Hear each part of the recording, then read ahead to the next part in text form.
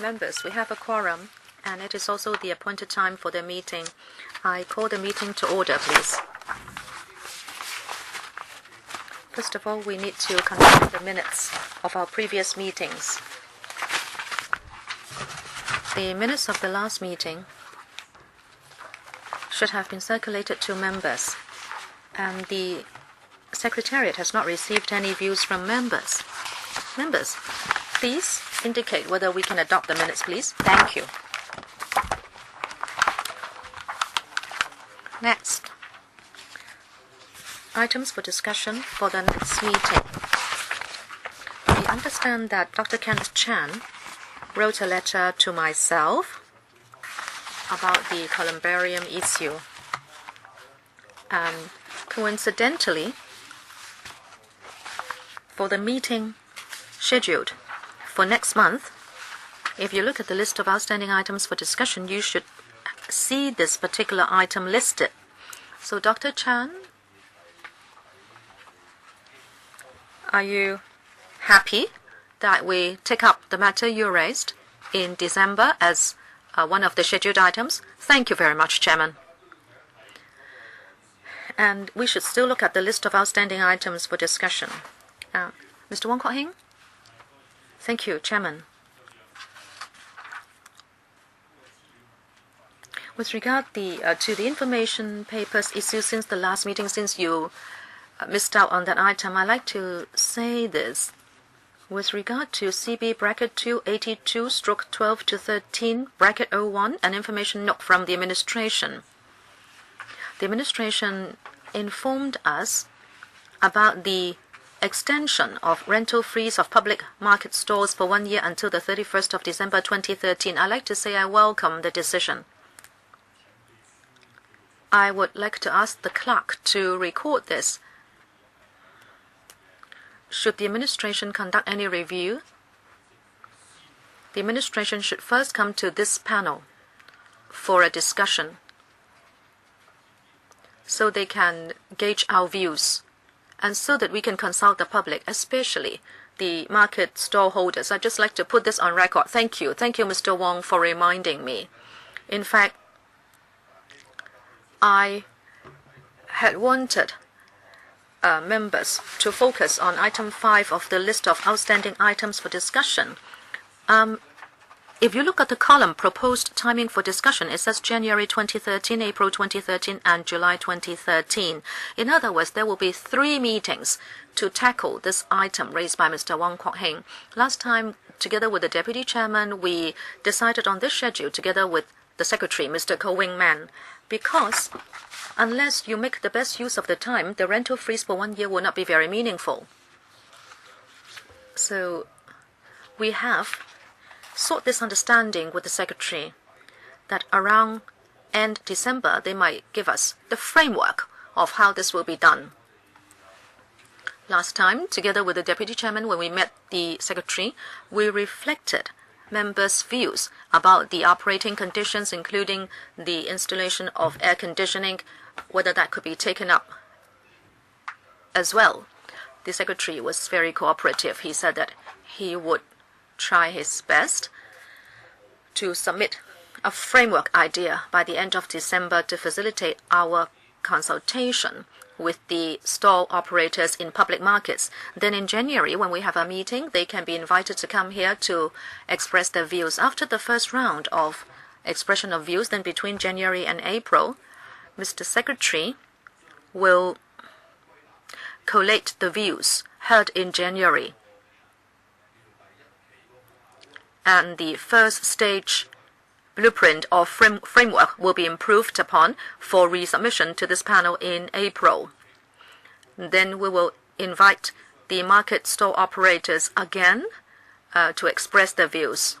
After the 2 rounds of views have been taken, and after we have had the improved blueprint or framework, we hope that by July, in our July meeting, we can have a version which represents a win-win situation in order to tackle this rental matter in public markets. So let us remember the 3 meetings in January, April, and July. I thank Mr. Wang Kwok-hing again for reminding me about this. Thank you, Chairman. Dr. Kenneth Chan. Chairman, I hope Chairman and members can refer to item 27 on the list, which is about the progress report of the trap neuter release trial scheme. Of course, I understand that the administration is going about this scheme in these few months. But then there is a report saying that this scheme has met with its Waterloo. In other words, there are just no districts who are willing to cooperate with the administration in carrying out the trial scheme. Now, of course, a trial has to be carried out before we can take stock of the situation. So it's all right for us to have the proposed timing for July. But I hope that in our next meeting, the administration can submit a progress report for our noting. Well, the Secretary is here. Secretary, would you like to say something here and now instead of asking us to wait till the next month, since Dr. Kenneth Chan is seeking some information? Well, I think the initial response is indeed that it has not been exactly good.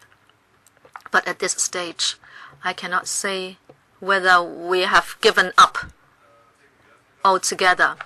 Well, as Dr. Kenneth Chan said, maybe you can write us a short paper to give us an account of the situation and whether Mr. Kenneth Chan's worry is really warranted. Okay. Right. Item 3, items for discussion at the next meeting. This is where we are. Now let us still stick to the list of outstanding items. Item 4. E-applications for licenses. Any questions or problem? If not, we will tackle columbaria. Outcome of second round consultation and way forward. That is item 2 on the list. And also number 3, columbarium supply of public niches. And item 4, e-applications for licenses. These will be put on the agenda of our next regular meeting. Thank you. And then the clerk would like me to remind members that on the 20th of November, which is next Tuesday at 10:45, in the same room, we are going to have a meeting jointly with the HSP, and that is on the issue of control of baby formula. And we are going to have a public hearing to listen to views. If there are no other matters under this, let us go to item 4, public consultation on proposals to better regulate pet trading. Shall we invite the deputations attending the meeting today to come in?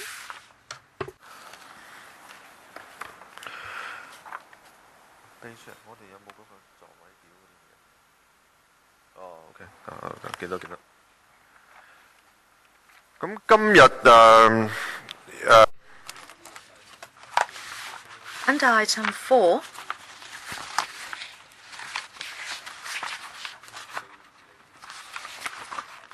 many deputations have indicated interest to come along, and 19 of them are here today. They're individuals or organizations. We'll give them each 3 minutes, shall we?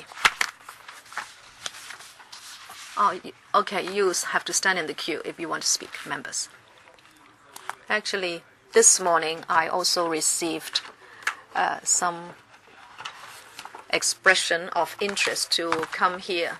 But I said it's too late because we really have to end the meeting at a certain time. Actually, by 4:30, I will have to ask our Deputy Chairman, Mr. Stephen Ho, to take over because the Committee on Rules of Procedures will have a meeting at 4:30, and so I have to go to that crop meeting, and therefore I refused the 20th individual or deputation who would like to come. And you can see therefore that this warrants, this is a topic warranting public concern. 你唔係話有啲咩稿俾我讀嘅咩？我輪候發言。輪候發言，嗰啲咩？我喺度㗎。哦。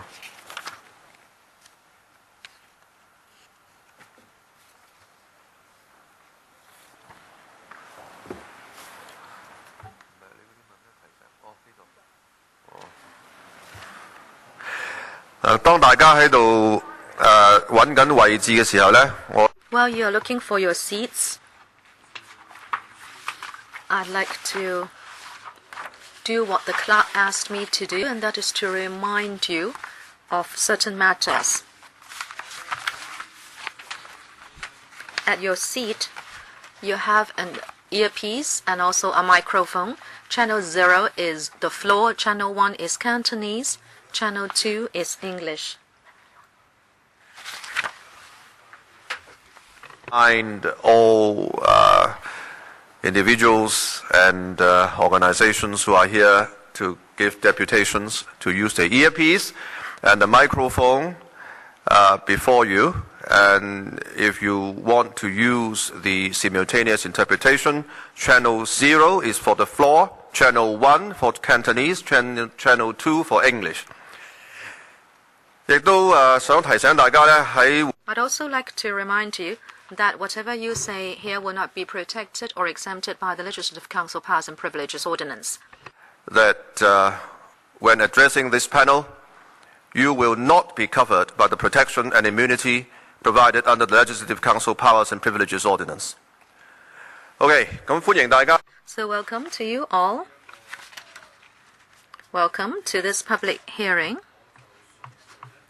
I will be calling upon you one by one to speak. Since the meeting time is limited, I would propose that each deputation be given 3 minutes. First, I'd like to call upon the first deputation, which is the Non-Profit Making Veterinary Services Society Limited. Mr. Mark Mack, the Executive Chairman. Mr. Mack, over to you. Good afternoon, Chairman and members. According to the AFCD, Cap 139B, and that is the regulation that regulates the issue of license to pet traders, we think that it is not effective because you cannot regulate the pet traders who are actually commercial traders. What have they done? Over the last 10-odd years, you have seen a lot of animals being turned into breeding machines and were hurt and treated in a cruel manner. They are not professional breeders. They are just hobby breeders, and that is why they have been putting out sick cats and sick dogs into the community. This is also a shame for Hong Kong society, which is supposed to be a civilized society. In fact, the AFCD and also members of this panel should face squarely up to the issue, and therefore we welcome the proposed amendments. The amendments are to tackle these people who are doing this, and we actually welcome the very first point, and that is to revoke what is provided for in the present regulation, and that is that these private pet breeders will have exemption. From now on, there will not be any exemption if they sell the pets. They will still be regulated. And also, the penalties will be made more heavy. We like that very much. However, we don't understand that between these two, you are inserting a licensing system where PPOs will receive a license so that they can continue to remain in the trade. We know that a lot of problems have arisen because of these lawbreakers, because they are private breeders, they are not abiding by the rules, and that is why they are creating all these problems for animals, for the health of the community and other people. Why do we allow them to continue to survive? They cannot get a license to sell. That is why they are making use of the loophole in the law. Now you're revoking the exemption. They should then be phased out and they should disappear eventually. But now why do you introduce a license so that they continue to survive? This is a trade that has to do with animal health and also public health. This is under the FH Bureau. Why are you going to issue licenses to people who just have a good time, who are private breeders, who are doing breeding in their own homes? We find this most strange. Is the AFCD trying to make this trade flourish in Hong Kong? Because you're actually allowing these people to continue to do these. These are not professionals. They are allowed to remain in this trade, which has to do with health and public hygiene. So we still support the proposed amendments. We like the first and the last amendments, first of all, and that is to revoke right away the exemption for people who can sell at their own free will pets they have bred. And also, anyone who is going to involve in the trade, you should be subject to Cap 139B and also the strict regulation, and also there should be heavy penalties. Thank you. I've missed out something. I need to introduce to you representatives from the administration, Mr. Cohen-Man, Secretary for Food and Health, and Ms. Sophia Chan, Under Secretary for Food and Health, and Mr. Christopher Wong, Permanent Secretary for Food and Health, and Dr. Leung Xiu-Fai, Deputy Director for AFC, and Dr. Michelle Young Lee, Senior Veterinary Officer, Technical Services. Next deputation, Ms. Wong Chit-hei of Civic Party. Thank you, Chairman. Good afternoon. The legislation related to animal welfare in Hong Kong is very much outdated. It is so outdated that it is embarrassing. Our animal welfare concern group, starting from September, have been making an effort. And at that time, the Hong Kong U and the SPCA released a report in June, and having perused the report, I understand that the animal welfare legislation in Hong Kong is far beyond the standard of other advanced economies, and it's really embarrassing. In the past, the AFCD never updated the existing legislation. It was never improved. In 2006, the tariff for cruelty to animals under Cap 169 was increased, and then we had to wait for another 6 years before we see this consultation paper putting forward a proposal to amend the legislation. Now, this 183-page report is a big report, and for the legislative amendment proposals, we're talking about these 3 pages. So we can imagine how much work we have to do in the future. And this report contains something that other advanced countries are already doing, and we are trying hard to catching up with them. And would like to thank the AFCD to finally take action to increase the tariff for illegal animal trading and also breaching of licensing conditions. We'd like to push it further, but at least it's good news for us. Now, we most welcome the proposal for the DAFC to be empowered to revoke or rescind the license for any breach of licensing conditions. However, on careful reading of the paper, we also find various problems. For example, there are different categories of licenses. It seems that everyone can apply for a license. For category A, it's not more than 4, but for category B, it's 5 or more. So I can have an infinite number of dogs and still practice breeding legally. So all along, for all the education and publicity work, you ask people to think carefully before keeping a pet. So why is it that it seems that the department is encouraging pet keeping and breeding of pets? And for the code of practice, we must know about the content before we indicate whether we support or not. I hope the AFCD can listen to our requests and make transparent the licensing conditions in the code of practice so that we know whether we should support the code of practice and whether it's really conducive to promoting animal welfare. Dr. Fiona Woodhouse to address the panel as the next speaker. Dr. Woodhouse is the Deputy Director Welfare of the Society for the Prevention of Cruelty to Animals, Hong Kong. Dr. Woodhouse. Thank you very much for the opportunity to address a panel on this very important matter. On a daily basis, the SPCA and many parties in this room see the horror of the impact on the lives of the animals involved in the pet trade. The veterinary surgeons in clinics see many cases brought in by distraught owners where newly bought puppies are suffering from infectious diseases. New owners are overwhelmed by the needs of sick puppies and may give up these animals, abandoning them to their fate on the streets, where the lucky ones may be picked up by the SPCA inspectors or concerned members of the public. Our inspectors receive many complaints from the members of the public about trading establishments, both legal and illegal. In some cases, prosecutions may be brought with large numbers of animals needing to be rescued and cared for.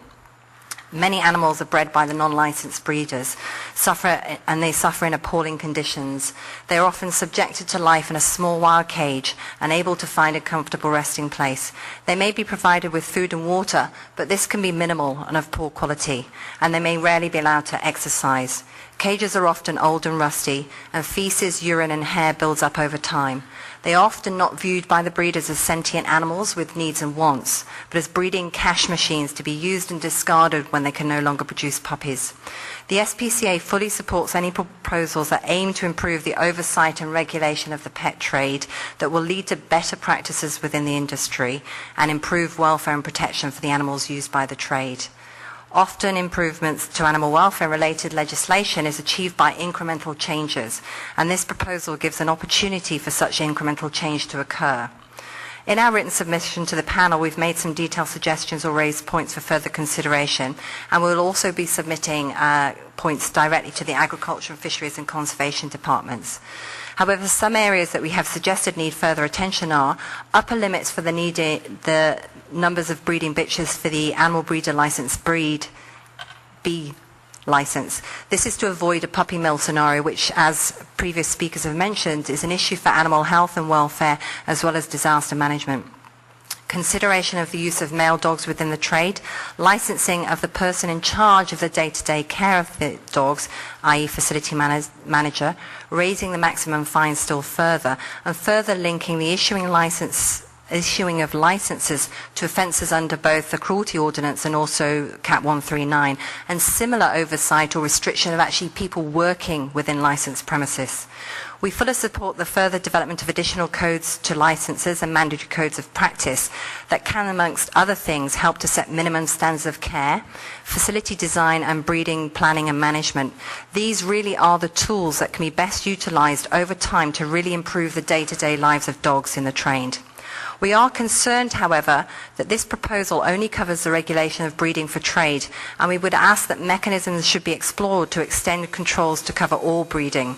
In summary, we support the general direction and intent of the current proposal with regards to Cat 139B, dog breeders and traders, and recognise that such changes should dramatically improve the lives of dogs.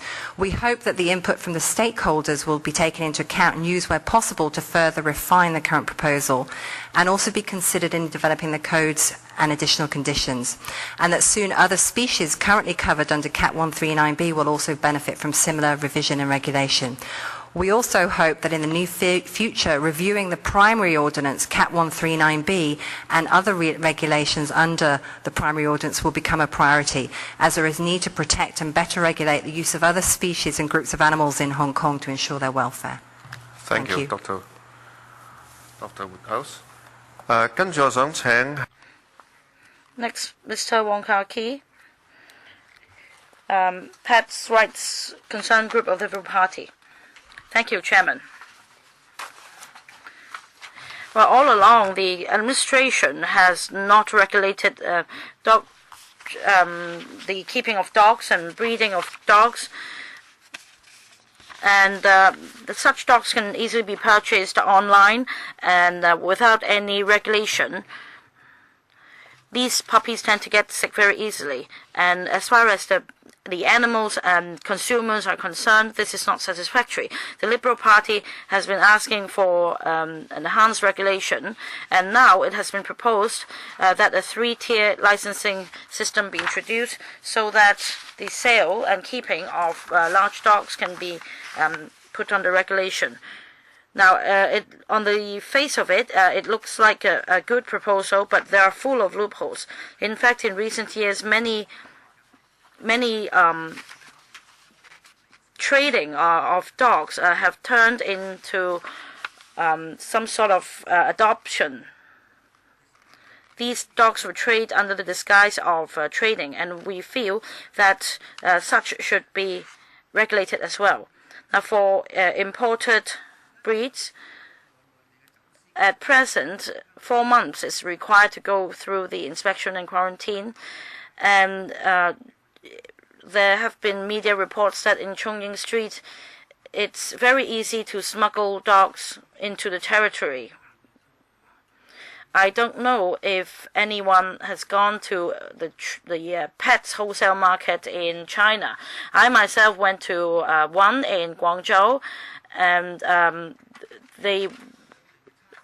it's really a horrible scene for these dog smugglers. Because they can reap a profit, they smuggle dogs on a large scale into Hong Kong. And also for the licensing system proposed by AFCD, they propose that the regulation can be done through microchips, but I understand from the trade that the chips can actually be taken out from the bitches, and when inspection is necessary, they will implant the chips into other dogs. So even if we have this system in place, we need to work closer with our counterparts to enhance inspection so that dog smuggling will no longer be this easy. And we should also come up with new ways as far as microchips are concerned to verify the identity of dogs. We might need to resort to DNA testing, and for offenders, they should face tougher punishment. Thank you. Thank you, Mr. Wong. Next, Mr. Chang Xin-ho from Hong Kong Pet Trade Association Limited. I'm the only representatives from the pet trade. We have 17 deputations here. They are all concerned groups, and I'd like you to hear the views from the trade. Since 2010, when the licensing requirements were revised, have things improved? No, none at all. If we look at the consultation paper, the AFCD said that over 10,000 puppies were sold over the past 18 months. But in fact, over half of these puppies were sold in the 16 largest pet stores. For the other stores, they sell on average 2.3 puppies per month. So it's a really dismal situation for the trade.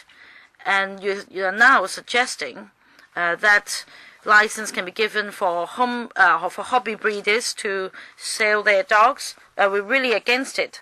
Now, according to the paper,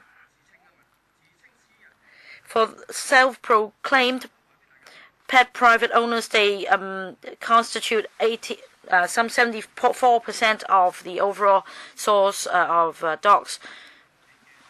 But many of them are illegal imports.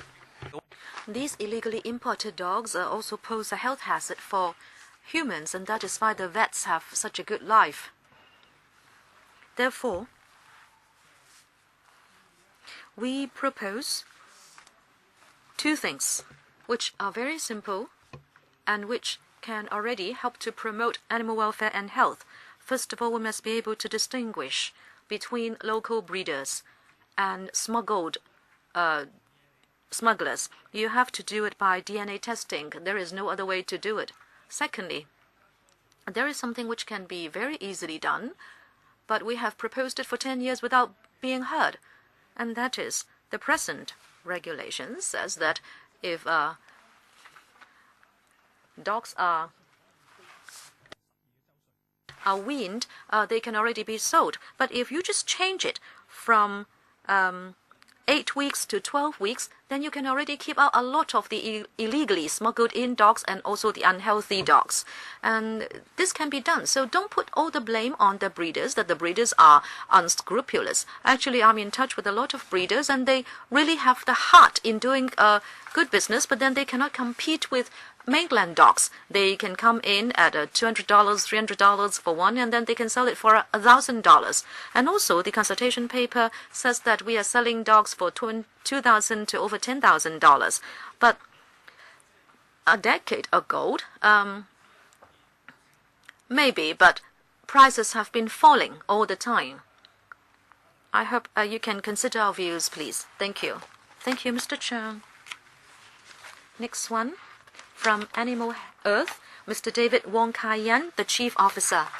Thank you, Chairman and members, and good afternoon, officials. Actually, 17 out of 18 deputations, as Mr. Zhang was saying, that we are animal welfare concern groups. I'd like to propose that let us put down or put aside this label of love for animals, because we are talking about a policy. Let us not talk about love for animals for the moment, because we are talking about rationality, justice, and logic. Just imagine you are kept in a room, you are imprisoned, and you are compelled to breed so that your uterus falls out, or that you are given exciting medicine all the time so that your penis is erect all the time and is sick, then you understand what is meant by exploitation. Because in nature, by nature, pet breeding and pet sale is a kind of robbery, because you're robbing the animals of their health and welfare. We can understand that in today's society, before we have a consensus, or we do not have the magnanimity to do what like North America has done. In North America, over 30 cities have already banned pet trading and sale. Maybe we are not at that stage yet, but when we discuss the proposals today, members and the administration should have this in mind, that in the end, you really have to stop pet trading. Maybe Mr. Zheng doesn't like this, but we cannot but do this for the long term. Secondly, with regard to the proposals by the AFCD, Ming Pao on the 4th of October ran this article. It's quite a big article. I was so glad to see it, because it says that the penalty should go up from 2,000 to 100,000, and everybody was clapping. Whether you love animals or not, you just like it. Because suddenly it seems the Hong Kong society is so civilized. However, unfortunately, when you read on, you will see that actually the devils are in the details, just like Article 23 of the Basic Law. The devil is in the details. And then when you read carefully the consultation paper, there is not even a devil in Annex 2. There is only an empty shell. Is it that when the proposals are carried, the AFCD will make use of Annex 2 and allow the animal welfare subgroup of the AFCD to be given a free hand and do whatever it likes to do? So please give me 30 seconds more, Chairman.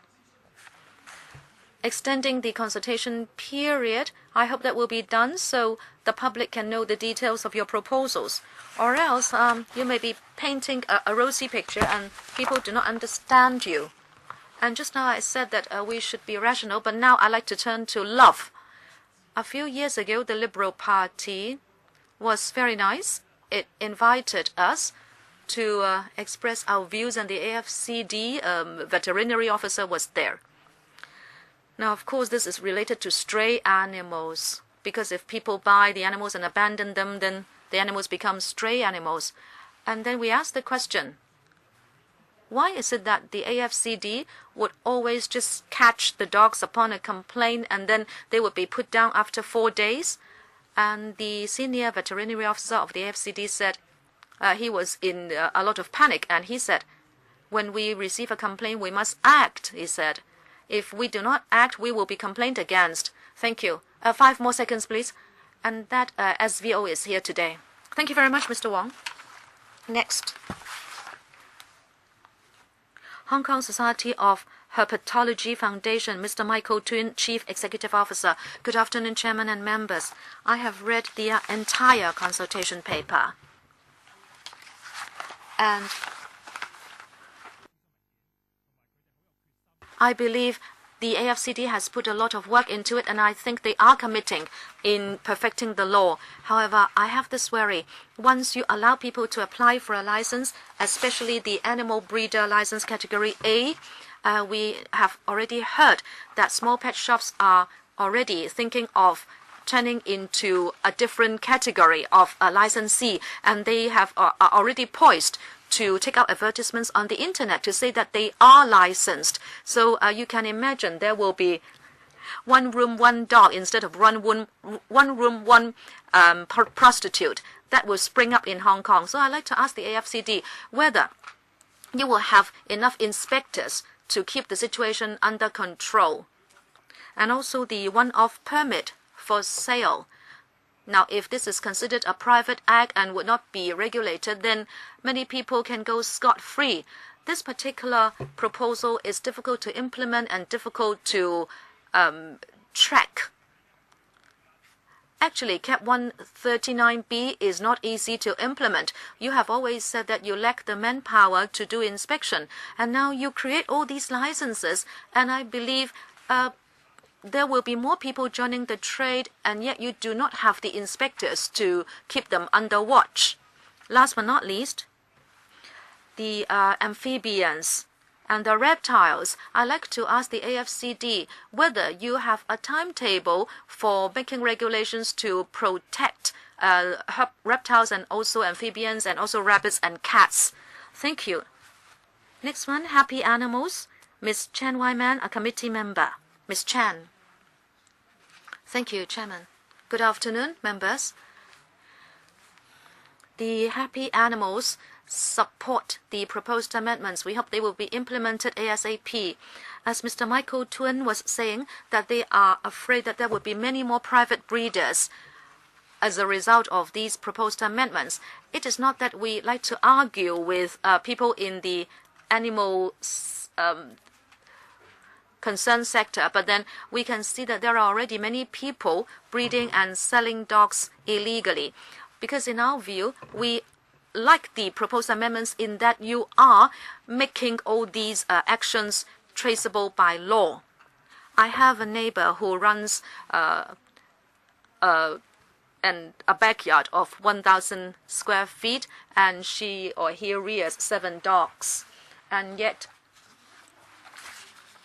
he is not under any control. The dogs he keeps are 1 male and 6 female. And in fact, he is not under any control now. And our understanding is that if the proposed amendments are passed, my neighbor would certainly be included in the legal framework. And also, this is a report from Oriental Daily in 2008. It is a domestic unit, and it is very difficult to prosecute the breeder in a domestic unit. If you do not tackle these situations, it will just continue. I'm sure you will agree that we should regulate private breeders. Now, of course, as the Happy Animals Association, of course, we would say we should just ban it altogether. However, honestly speaking, in my view, I don't think we can put a ban on private breeding anytime soon. Frankly speaking, I will take this proposal instead of leaving it because it is better than none. And just now, somebody said that the dogs that are to be sold should be at least 12 weeks instead of 8 weeks. And we support it, but then we think that pet trading should just be banned eventually. However, in the interim, if that is the proposal, I'd like to take it as well. And there are also many dogs which are smuggled into Hong Kong. 80 to 90% of them are smuggled into Hong Kong. So let's do something right away. And if all legislators are happy to support a total ban on private breeding, you have my support. But if in the interim there can only be regulation, then I like to have regulation. And also I think the licensing conditions are not strong enough. I hope the AFCD should take on board the views of animal welfare groups. And I think the AFCD should also attend to the welfare of cats and rabbits and other animals. Ms. Amanda Whitford, Associate Professor, Faculty of Law, University of Hong Kong. Ms. Whitford, please. Thank you, Chairman. Thank you, members, for the opportunity to speak to you today. 2 years ago, the Centre for Comparative and Public Law in the law faculty at Hong Kong University, together with the SPCA, published a review of animal welfare legislation in Hong Kong. One of the chapters deals with the pet trade. There are other chapters that deal with other kinds of animals.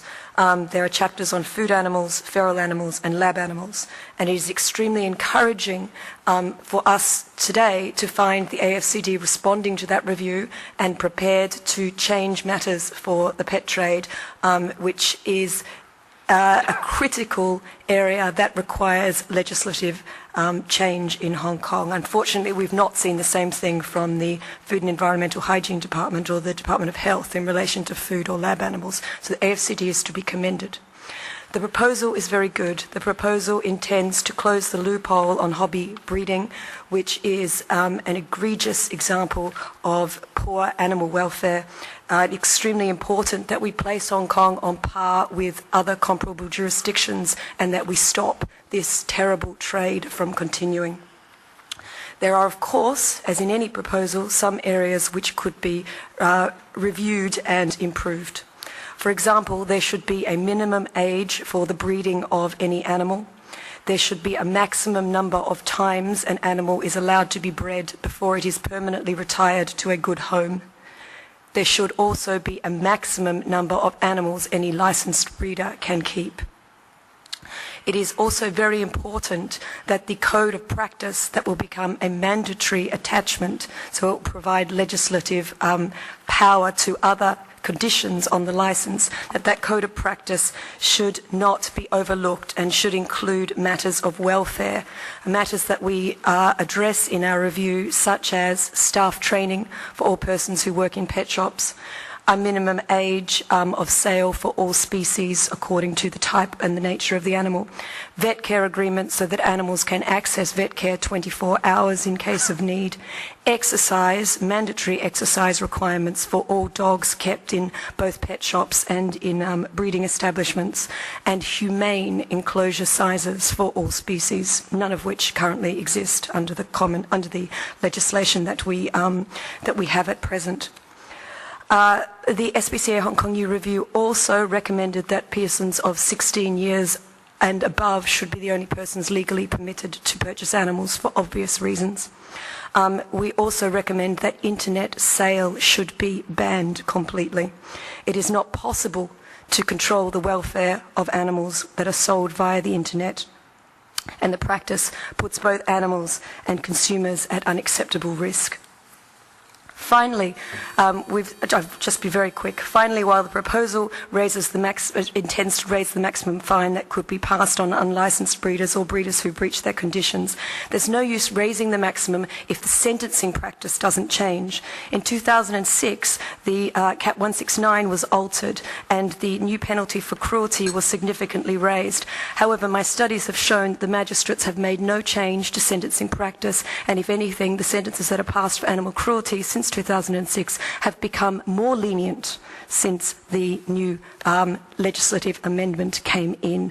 And I caution again that one must be very careful if one takes comfort in the fact that a sentence is raised, that will have a ripple effect on the judiciary. It will not necessarily, and action must be taken in that regard. Thank you. Thank you, Ms. Whitford. Ms. Sally Anderson, the founder of Hong Kong Dog Rescue. Ms. Anderson. Thank you.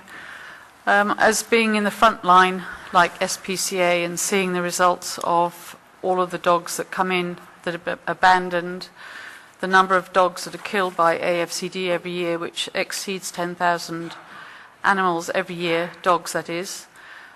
I welcome any restriction on breeding and anything that will see the punishments increased for any type of cruelty. I also welcome any of the proposals that have been put forward by AFCD, the amendments. However, I think that although restrictions on hobby breeding are welcome, I can't see that any pet owner who claims to be a pet owner who loves their pet should be using their animals to make money. I think there is a danger that this legislation will encourage others who perhaps hadn't thought about it before to apply for a license and therefore start up making their own little money-making schemes at home. In general, though, I think that any move towards improving the licensing and the conditions that animals are kept in are welcome, and we should take this opportunity and perhaps use it as a starting ground to carry on and make further improvements. Thank you. Thank you, Ms. Anderson. 下一位我想 Next, I'd like to invite Ms. Chan Ling Yi from Hong Kong Cat Society. Thank you. The Hong Kong Cat Society welcomes the proposal, but in terms of the strength and the scope, we would like to offer our views. We think they're not adequate.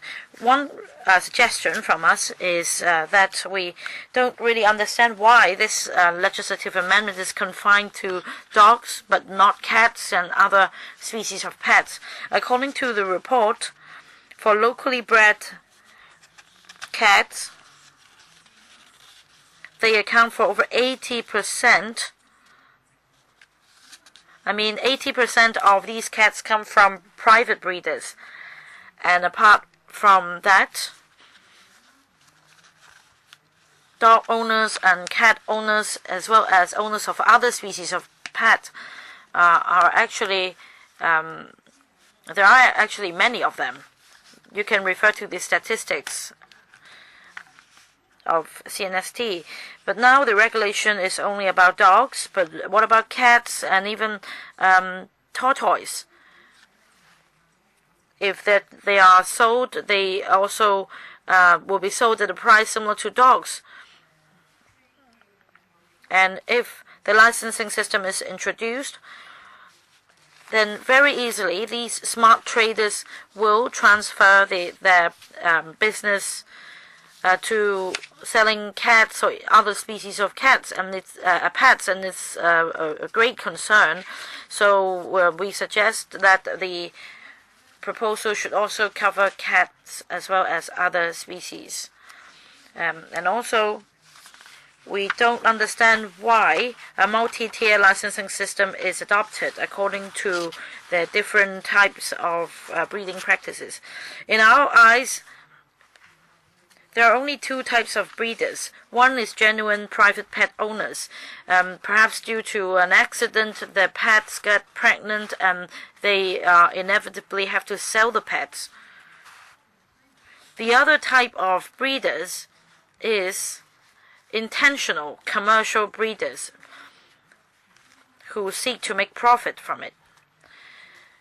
And therefore, we don't understand why there should be an animal breeder license category A as well as category B. We strongly urge the department to revise the system so that we don't have any category A license, and that the number of dogs should be reduced from 4 to 2 under category A.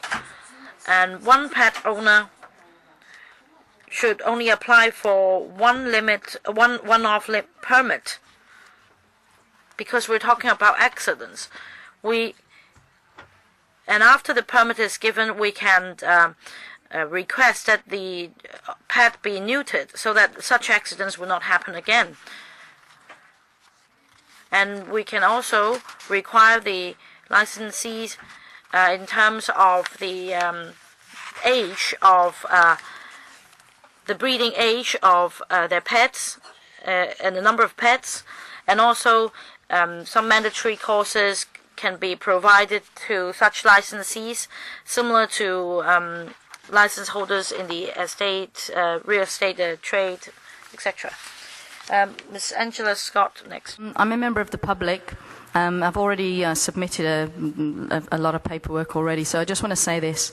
We're all here today for one reason, and that is man's best friend. Man's best friend is known around the world and is used when referring to a dog. We all know this. So in the name of man's best friend, I urge the Hong Kong government to make the necessary amendments to the animal traders law and also to lay down the much needed codes of conduct to protect these animals. Yes, remove the existing loophole allowing anyone to breed their offspring and sell it without a license. Yes, increase the fines as recommended. Yes, give the power to evoke a trader's license to the AFCD director. And please also add any persons in this industry convicted of animal cruelty offences should be banned from obtaining a breeder's license. The AFCD director should also be given the power to issue on-the-spot fines to animal traders for breaching the amendments. By giving the power to AFCD director would also address the very lengthy and expensive process attached to court cases. In many situations, the animals die from ill health before their case is heard. I strongly disagree with the proposal which would allow breeders to advertise and sell their puppies, dogs on the internet. This would be impossible to monitor and wouldn't be in the interest of the animals. But once these new amendments are all finalised and the power of enforcement put in place, then we would be able to apply these laws to other breeding animals such as cats, the cat breeding trade. And my last point is to the dog breeders in this industry. I'd like to say, if you really feel your industry is a reputable way of making a good living from overbreeding innocent animals, then I would hope you would come out, respect, support and embrace these new amendments and show you really do care for man's best friend as we do. Thank you, Ms. Scott. Speaking next is Ms. Jennifer Chan, the co-chair of Lifelong Animal Protection Charity. Ms. Chan, please. Thank you. Lifelong Animal Protection is, along with other animal welfare groups in Hong Kong, in the front line of witnessing the effects of the pet trade in Hong Kong. Our position is that we would like to see the banning of all sales of animals as pets. We see far too many cases of appalling exploitations and neglect resulting from the cruel trade. And on the rare occasions when breeders are reported to authorities for gross mistreatment, the cases are rarely prosecuted. The few cases which do result in prosecution receive sentences so light that it's meaningless and do not reflect the exploitation and suffering of the animals. While we welcome these proposed amendments to tighten the pet trade laws, we feel they do not go far enough. We hope to see no more animals should be bred specifically to be sold as pets. Any animals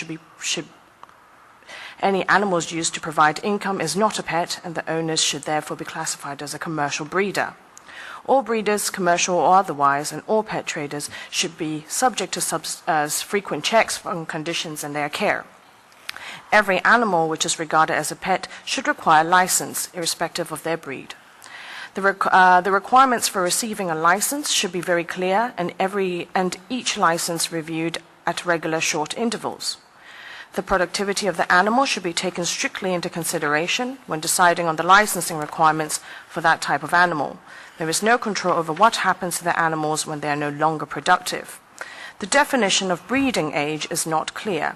Animals who are still of breeding age, not sufficiently productive, or productivity is on decline, can be abandoned by pet breeders. Current laws provide almost no protection against abuse and neglect of animals, or offenders. They may be caught breaking the laws, and we welcome an increase in fines and sentences for offenders.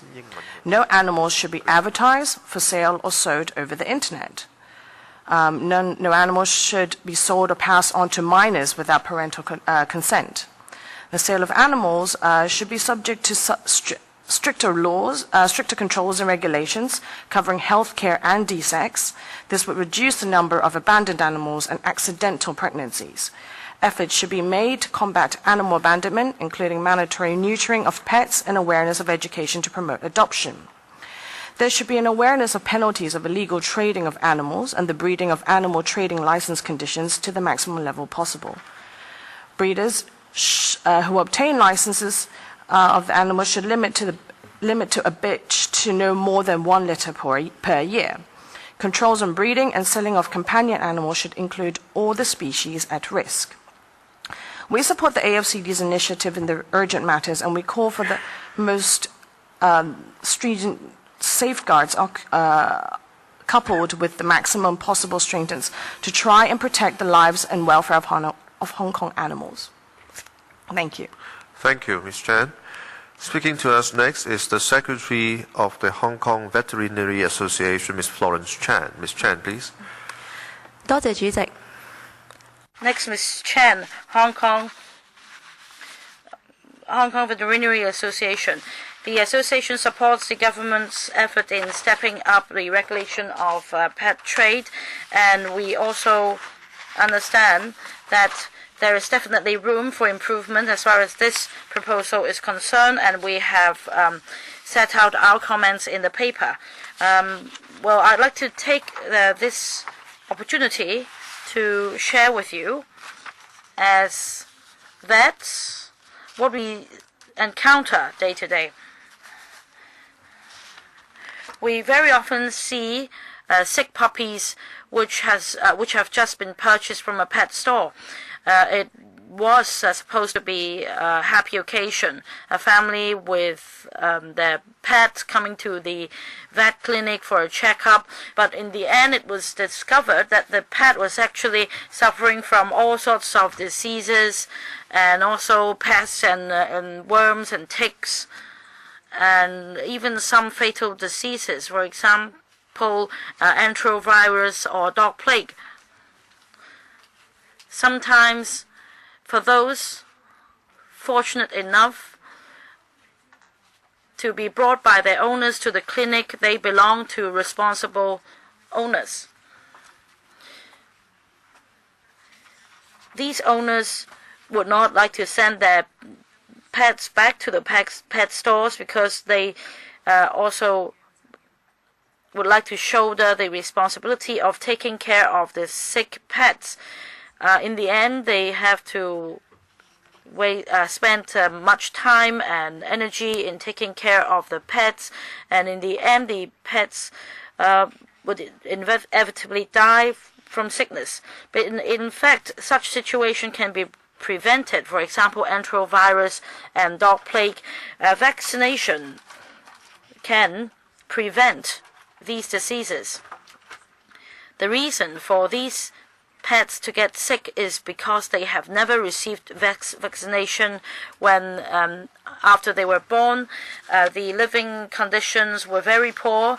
They did not have the sufficient immunity to prevent themselves from attracting these diseases. And that's the case for the bitches as well. We hope that the regulation can be tightened so that all sick pets can be looked after, and all animals in these mills or farms should be subject to vaccination or regular medical checkup. All pets with hereditary diseases and for bitches which have undergone cesarean, they should be barred from breeding again, and there should be sufficient room at the premises, and they should be sufficiently staffed for taking care of the pets. Thank you. The next association, Stop Save Hong Kong's Cats and Dogs, Ms. Gloria Lee, co-chairperson. Thank you. In my submission, I have already written what I'd like to say, and I won't repeat what is in the submission. However, there are a few aspects that I'd like to emphasize. I'm afraid that once the law is passed, the penalties will still be too low. And in fact, a lot of the dogs in Hong Kong have been smuggled into the territory. I don't know whether the AFCD is having a notification system together with the Customs and Excise in order to intercept dog smuggling. In the last 30 years, we have not seen any rabies in Hong Kong, and we are most fortunate. However, just a river away in Shenzhen, they still have rabies. If there should be just one case coming into Hong Kong through smuggling of dogs, then all Hong Kong dogs will be affected. You are going to control pet trade, but then there are so many things that are interlinked. It has to do with animal welfare, dog smuggling, and everything is interlinked. Of course, our association welcomes the plugging of loophole in pet trade. We have waited 2 years. And I'm also worried that once the law is passed, the AFCD just doesn't have the manpower to do inspection. As you know, if the law is passed, you must have a big team of people, because there will be many people coming to apply for licenses, and you have to send inspectors to look at the breeding grounds, etc. I have been to 2 public hearings, but then you do not give us details. What are the basic requirements in terms of the size of the farm? If you keep 4 dams, we support the major directions, but then there are many details that we don't know. I think the officials should talk to the sector and also the animal welfare sector. You should sit down with us and let us thresh out the technical details, which are very important. Say you want to go for DNA testing. Are you only going to do it in random, or should it be a must? And because, you know, this is crucial to whether the law will work. Okay, we support the major directions of the proposals, but we hope that the administration can really engage us in threshing out the details, which are all very crucial. One more thing. I'd like to make a recommendation. Pet trading is about business transactions. So why is it that these people do not have to take out a commercial license or business registration? They are, well, taxpayers as well, so they should pay a profits tax if they make a gain from pet trading. They should be commercially licensed and should pay profits tax. Thank you. Thank you, Ms. Lee. Next. Ms. Jessie Ng from Animals Friends. She's the founder of the association. Good afternoon, Chairman and the Director. I have already submitted a paper, and I therefore would not go through all the points in the paper. Our organization welcomes the proposed amendments, but as other animal welfare organizations have said, it seems we lack the details. We don't have anything concrete for our discussion, and we are just stuck with the framework of the proposals. If we say, okay, good, you should implement them, but then in the end, if you just say and use the words adequate, sufficient, etc., in order to regulate the breeders and what care should be given to dogs, then that is not something that we can find acceptable. There are so many animal concern groups here, and we are very concerned about excessive breeding and pet trading or animal trading. And in fact, the sellers don't mind who the buyer is as long as there is cash. And there are many communicable diseases amongst these animals, be it dogs, cats, or tortoises.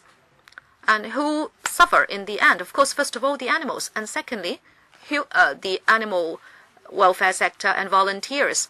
I'm a volunteer myself. We make use of a lot of our time and money in order to rescue the animals. What is happening in Hong Kong? Is it that the animals do not enjoy any protection? So I hope in amending the law this time around, you should really enhance the threshold for breeders. You should have concrete policies to regulate them. Say, for example, there should not be breeding in domestic premises. it must be on commercial premises that are constructed according to fire services regulations, etc. And also there should not be too many litters to be borne by one dog, and also there should be vaccination by vets, etc. And also you should not keep these animals in a cage and give them just water and food. You should let us know in concrete terms how big the cage should be and how long for a dog walk out of his cage for every day. We can see that a lot of dogs have had their vocal organ removed, so they cannot bark. This is so inhuman. And last but not least, I hope the department will work with us in order to enhance our awareness of protection for animals. And in the end, I hope that there will be mandatory neutering in Hong Kong, and also that animal sales should be banned. Protection of animals, Lantau South. Ms. Green, please. I wasn't actually expecting to speak since I haven't given a written submission and didn't know about the meeting until about 48 hours ago. However, I support everything that has been said previously by all the genuine animal lovers in this room. Our position would be initially that pet trading, the breeding of life, the selling of animals on a street is uncensurable in the 21st century and in a so-called world city. We believe there is no place here anymore for pet trading and for the selling of life. However, we also feel that these proposals are a step in the right direction. We can only hope and pray that there will be many, many more of these steps, so that animals, all animals in Hong Kong, are genuinely protected and genuinely considered to be, as one lady has already put it, man's best friend. Thank you. Yes, Ms. Green, if you what you just said with written submissions, we are happy to receive those. I shall indeed do that. Thank you so much. Thank you. 下一位呢係 Next one, Ms. Chair from a dog welfare organization. Good afternoon, members and AFCD officials. When we considered the proposed amendments to 139B, the first thing we asked was, what's the purpose of the amendments?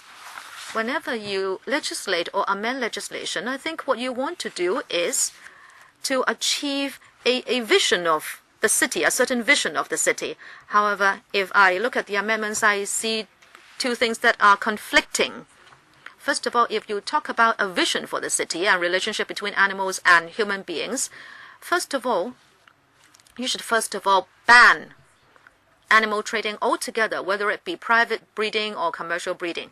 And secondly, we should improve the living environment of animals. These are the two main points. However, if you look at the amendments, it goes against the first thing I said. There will not be banning, but instead we are going to issue more licenses. And under the amendments, many people will be able to get a license. There would be one dog rooms, let us say, it's just like the one girl apartments.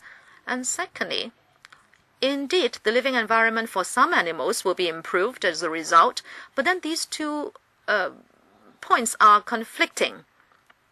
And that leads us to think that we should actually make proposals about the amendments. However, since we have written those down, I will not repeat them. But then let us say, since there is an internal conflict amongst the amendments themselves, and if they actually go against the vision of the city that we have, then perhaps we should reconsider whether we should support the amendments. It's very difficult to repeal laws that are passed. Just like the private breeder licenses, if you have issued them, how can you take them back? So our association would say that the consultation period should be extended by 4 months. Thank you, Ms. Chair. Last but not least, Ms. Ho from another association. Thank you, Chairman. I have heard the animal welfare associations and I welcome their views, and in fact I welcome what the AFCD has done with regard to the proposed amendments. However, as a member of the animal protection sector, our principle has always been to ban all pet trading and breeding. However, we cannot see that being realized in the proposed amendments this time around to 139B. I will write on the technical amendments later, but I'd like to take the opportunity today to paint you a picture of animal welfare. I have got these cases. I hope the chairman will allow me to circulate these to members, and I will use them as examples. I have got a description of these cases. These were experienced in 2011. Just in 2011, we have rescued and taken back these animals ourselves, and these are related to pet trading. All of them are pedigree dogs. They are not Chinese dogs. And they are not private dogs bred for gifting. Rather, they have been bred deliberately for trading. I cannot see the department act on these cases by way of these amendments. First of all, there is violence in the pet breeding trade. In 139B, you cannot regulate the use of violence against animals. And secondly, the serious problem of animal abandonment. In the proposed amendments to 139B, the sector, the government, and the buyers, I don't think you are delineating or assigning responsibility on animal buyers. There is still a serious problem of abandonment. But we are making use of public money to rescue and also to put down these abandoned animals. Number 3.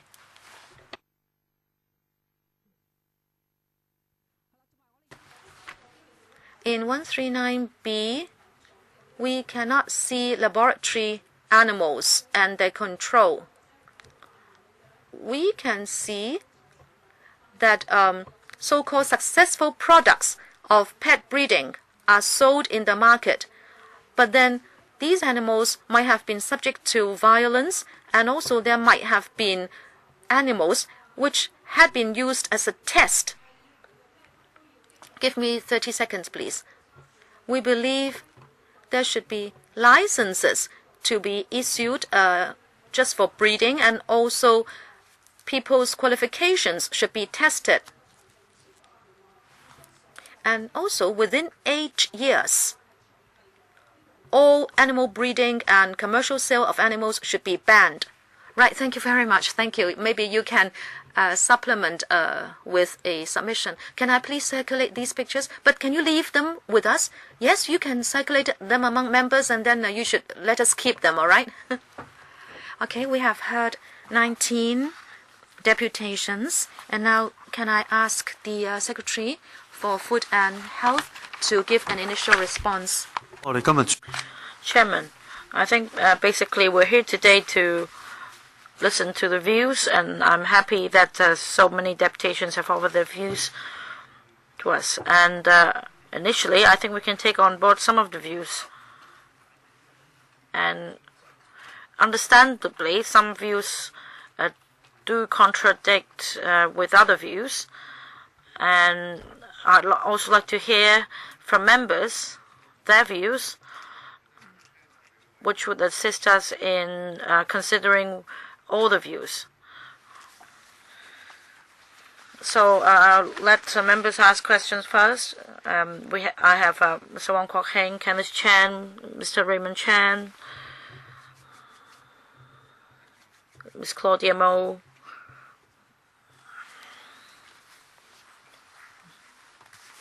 Hey, I'm sorry, Madam Clerk didn't see you. All right, our session should end at 4:15, so I can allow 5 minutes for each member. Mr. Wong Kwok Heng, 5 minutes. Thank you, Chairman. I have some questions, and through you, I'd like to ask the administration the following questions. First, now this proposal only targets dogs. Why can't it cover cats or reptiles? Because apart from dogs,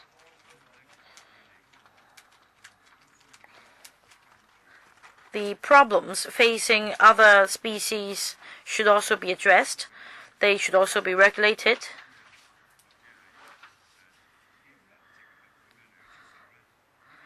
And for these other pets, which are privately bred and sold, they should also be subject to regulation. I recall that during the last term of LegCo, I raised the same questions. At that time, the administration said that the impact on cats was less severe, so they needed to target dogs first. And I'd like to ask the current term of administration whether they still hold the same kind of outdated thinking, because many deputations here today share the same view that it is not right to just cover dogs and not other species of pets. It's not sufficient. I'd like to hear from the administration. Secretary. Now, having heard the views on this point, I can say that I keep an open mind. Mr. Wong. Thank you, Chairman. Oh, I think that it's a leap of improvement. So I need to make this clear. I really welcome a Secretary saying that he keeps an open mind, because the last term of government rejected outright this proposal. I recall this very clearly. So, Mr. Cole, thumbs up for you. This is very good indeed. Next question. The deputations are also concerned about the different categories of license, Category A and Category B, and whether this will be 2 lakhs, and whether this will give an incentive to outsiders to join in the pet trade, because it's easy to get the license and the regulations are not stringent.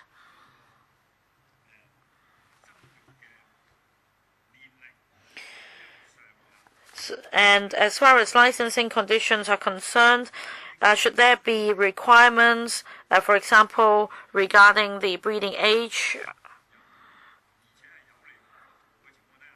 Because if license can be obtained that easily, and if one can make money this way, you can foresee more abuse. Today I've heard a very interesting term. 1 dog in 1 apartment. Well, this is not good, but it illustrates the loopholes in this legislation. And I'd like to hear Secretary's response. Secretary. Now, about the second part of the question, the multi-tiered licensing system, and whether this will become an incentive for outsiders to apply for license for breeding. Well, yes, I've heard this viewpoint, but I won't state my position. I'd like to hear more first. Now, the other point about more stringent requirements, etc. I am for it, but I'd like to hear more views first. Some views are very useful. For example, how long should an animal be used for breeding, and should there be a cap as far as breeding age is concerned? And I need to consider all these views. I think the direction is correct, although I don't have any detail on the numbers. Secretary, I really need to praise you. You keep an open mind. So good job, Secretary. Really. The last term's secretary and another secretary were very conservative. All right, noted. I'd like to make a point. This reflects the discussion between myself and colleagues. There are many views concerning the details. As I said just now, the 19 deputations do not all share the same views, so we have to strike a balance.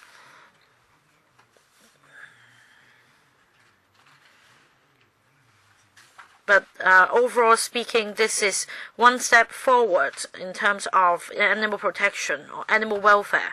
But having heard all the views, I may take another step, and this is the purpose of the consultation. All right, perhaps other members can pursue the point about timetable. Dr. Kenneth Chan, I hope, Secretary, you will not be too complacent. I have several questions to follow up on. I'd like to thank the 19 deputations who've come and also the over 40 submissions received on this topic. I have a few questions. I'd like to invite, first of all, Mr. Machi Ho, Non-Profit Making Veterinary Association, to take this question. The Non-Profit Making Veterinary Services Society Limited. At present, some hobby breeders not subject to regulation, or so-called private breeders, will become legal breeders under this proposal. They can get a license, and this will also become an emerging trade. So can you explain about this? Because the animal welfare sector is asking for a ban of the pet trade, so will this go against your goal? Well, not at all. The 19 deputations definitely share the same goal. We want ultimately a ban on pet trade and sale or breeding of animal for the purpose of sale. I might be a bit too radical, and I suggest that the exemption for private pet owners be removed. And if this exemption is removed outright, they will be subject to the regulation under 139B. And as I understand, this legislation is very strict. Well, the other deputation said that if they can't get a license, they won't be able to do business. But our purpose is for them to stop doing business in such a manner.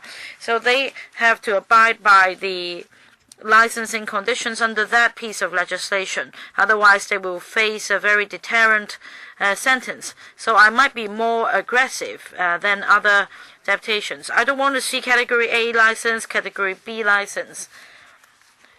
The license should be standardized. There should only be one license, no matter what name you call it. And the licensing conditions should not be less stringent than those imposed under 139B Section 5 bracket 3. with higher costs, and if the business is not as profitable, the commercial breeders won't be able to survive, and this is what our welfare, the animal welfare sector and members would like to see. So what about Mr. Wong from Animal Earth, your view? Some say that there is a total lack of details in this consultation paper, and they're concerned about the enforcement aspect and whether the AFCD will be sufficiently staffed to carry out inspections and monitoring. Well, just now, well, it seems that there is room to do a lot, but are you confident? Well, Secretary may be telling you that they can consider all these regulations, monitoring, so on and so forth, but are you concerned whether they can actually enforce the regulations? Of course, I am concerned. For the enforcement details, and when actual enforcement takes place, we may not have evidence, but as I learned from our the concerned group, sometimes the AFCD staff would deliberately tip off the trade, telling them that they are going to carry out inspection. So apart from inadequate manpower, there is also this existing practice. So after the enactment of legislation, enforcement action should be taken, but it's not easy to monitor enforcement action, and ultimately the animals will suffer. I'd finally like to ask the other deputation, Friends of Animals, Animal Friends, are you concerned that if there is no undertaking from the administration that the trade will be banned, will you be concerned that this will become a booming trade? No, I can see from 2008 there hasn't been any improvement at all. And in the long run, I hope that the trade can be banned, but we want imminent solutions to help animals who are suffering. Well, there is a concern that the license, once issued, cannot be revoked or withdrawn. But of course, it's feasible. Maybe ex gratia payment and so on. What I see is this imminent problem, and these animals should be saved first. Mr. Chen Qixun? Miss Claudia Mo. Welcome, ladies and gentlemen. We talk about animal rights, and it's rights. It's more than welfare. It's rights. It's so sad, the fact that we have to talk about this issue under the panel on food safety and environmental hygiene. Really? Please give me some big hand. This is just ridiculous. Anyway, I have to switch to Chinese because I do need to ask questions and things. I'd like to ask David from Animal Earth. I understand totally the positions of you and Mark, but I, personally speaking, tend to agree with Carmen. That is, we should go for an imminent solution as the first step. David, can we do that? Mr. Wong. I do not object to having a similar piece of legislation. I actually support its passing. However, I'd like to emphasize that whenever the LegCo passes regulations, there must be some core concrete details. These should not just be decided by the AFCD. It should be the subject of also consultation. Because if legislation is passed that way, it will be very dangerous for society. So I don't object to these having these as an interim solution. But it's strange that Annex 2 of the consultation paper just provides the framework Just now you said that you provide enough this and sufficient that. Now, well, David, I'd like to ask you, yes, there are no details, as for example, the inspections and the code of practice and licensing conditions, all these are absent, but do you support the spirit of the framework proposals? Because the irregularities are rampant. Yes, I support the proposals as an interim solution for these very serious problems. However, this is not what is said in the consultation paper because I'm afraid that the AFCD would call these the long-term solutions. Okay, I'd like to now ask Mr. Chung, Howard Chung of the Hong Kong Pet Trade Association. You are quite alone here in the group, but the fact remains that the trend of a civilized society is that pet trading should be diminished. Well, you yourself said that it's diminishing. And when do you think pet trading will disappear? In how many years? And also, if there are people who would like to impose a blanket ban now, what will be the impact on you? If you do not have any figures, say, for example, how many people would lose jobs? And what about your own livelihood? Because there are families and people's livelihood involved. I cannot say today we'll ban the entire trade altogether. Now, do you have any data for us? Say, in how many years should the trade disappear and also livelihood issues for the people involved? Chairman, yes. It seems Ms. Mo seems to impose a complete ban on us. No. Well, you should have the right to speak because many people are saying that you should be completely banned. But to me, I think it is difficult because it involves people's livelihood. I did not say there should be a ban altogether right now. According to the Census and Statistics Department, 7.3% of families in Hong Kong keep dogs. Let us not mention North America. 7.3%? 7.3%, yes. It's a very small number. Yes, so there is still a lot of room in the market. And that is why there are still people buying pets. However, if the market will become those like the US and Australia, if the families that keep dogs are up to 50%, then we can go for pet grooming, etc., instead of pet breeding. But in Hong Kong, pet keeping is banned in many buildings. Mr. Chang, you must believe that I'm well-intended in asking the question. Just now, people say there would be one-dog apartments, but that won't happen in Hong Kong because in all Cheung Kong built buildings, pet keeping is banned. No, but then there are many village houses in the new territories. If these amendments are passed, I don't think there would be many pet shops selling dogs anymore, but then they can still import dogs. And I believe the trade will not diminish in the short term. Okay, the secretary raised his hand, so please speak up.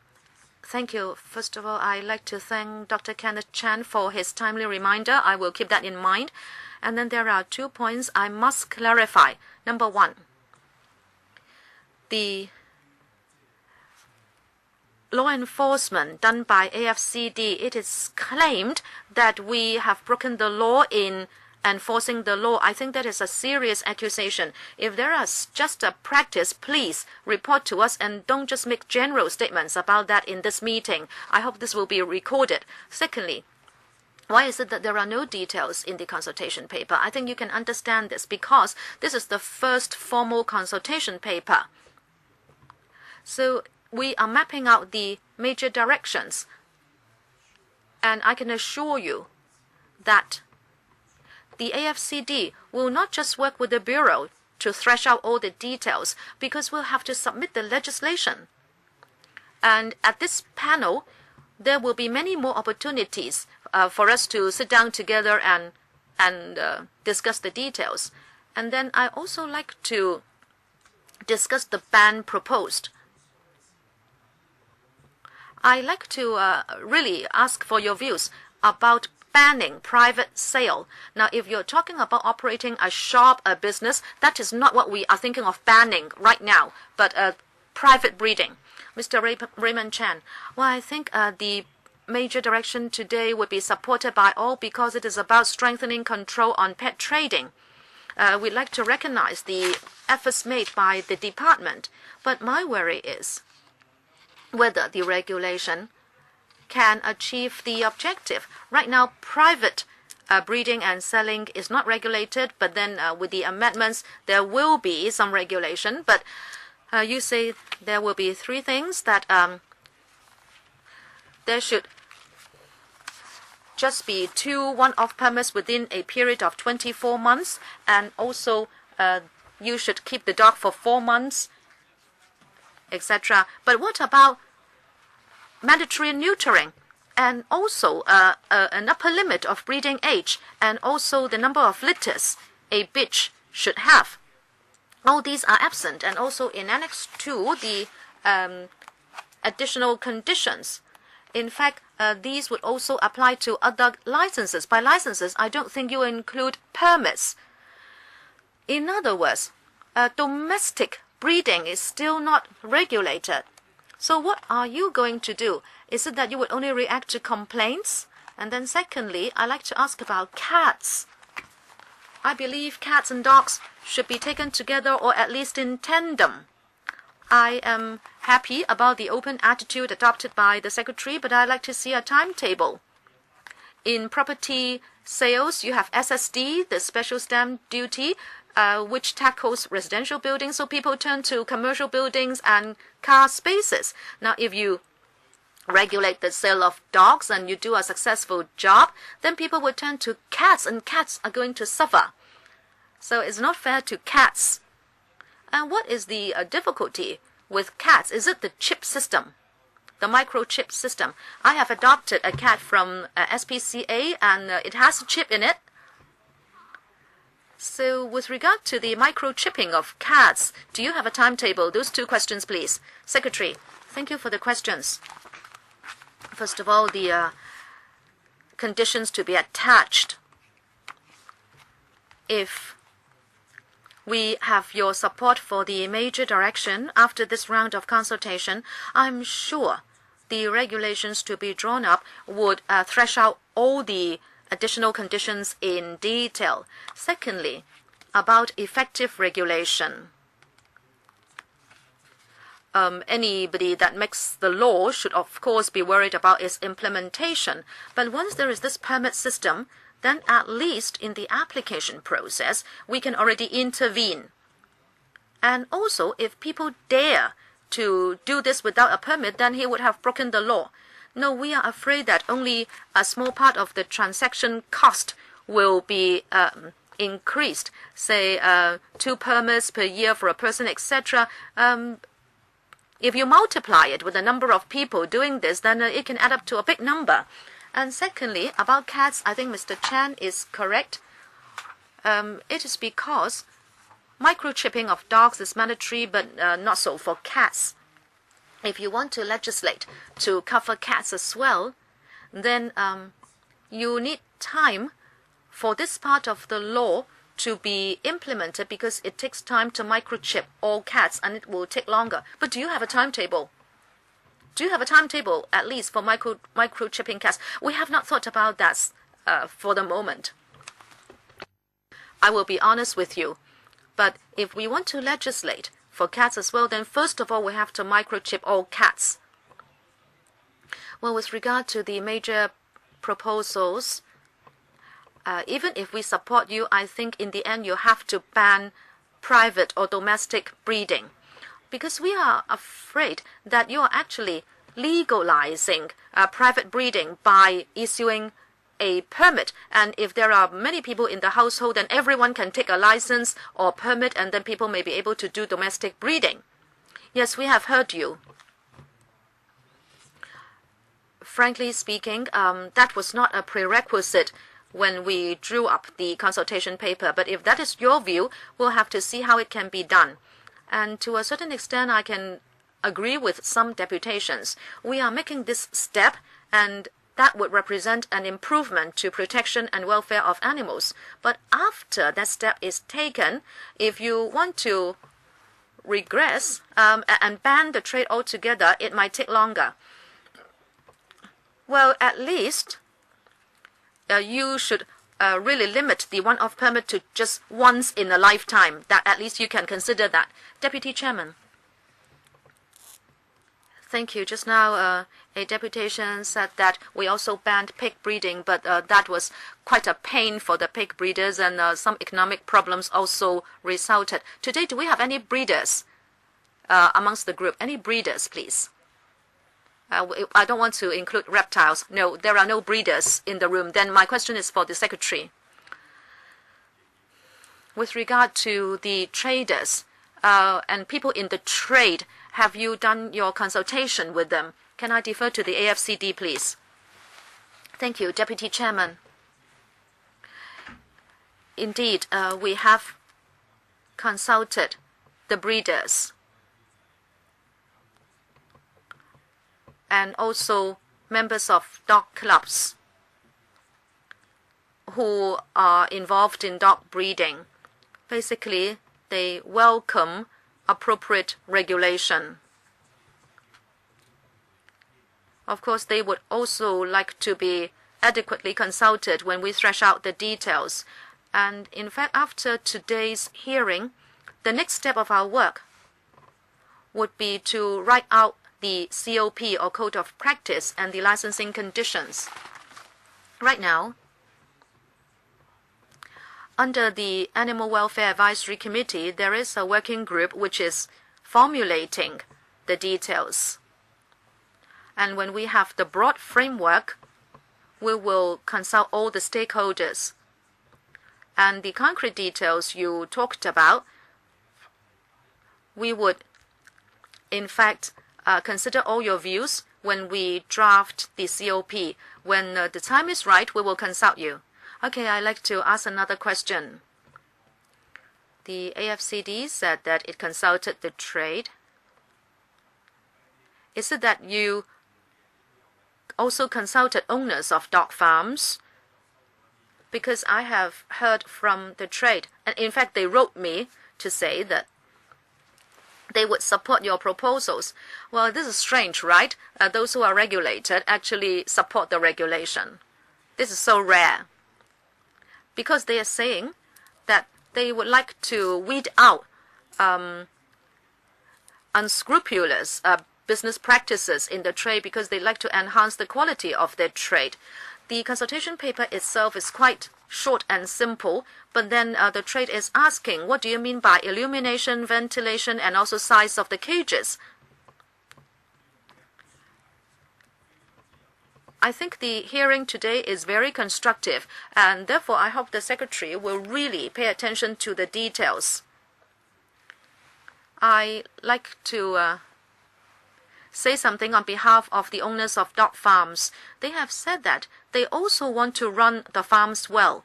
However, government departments, when issuing the licenses, ask them to go through so many hurdles.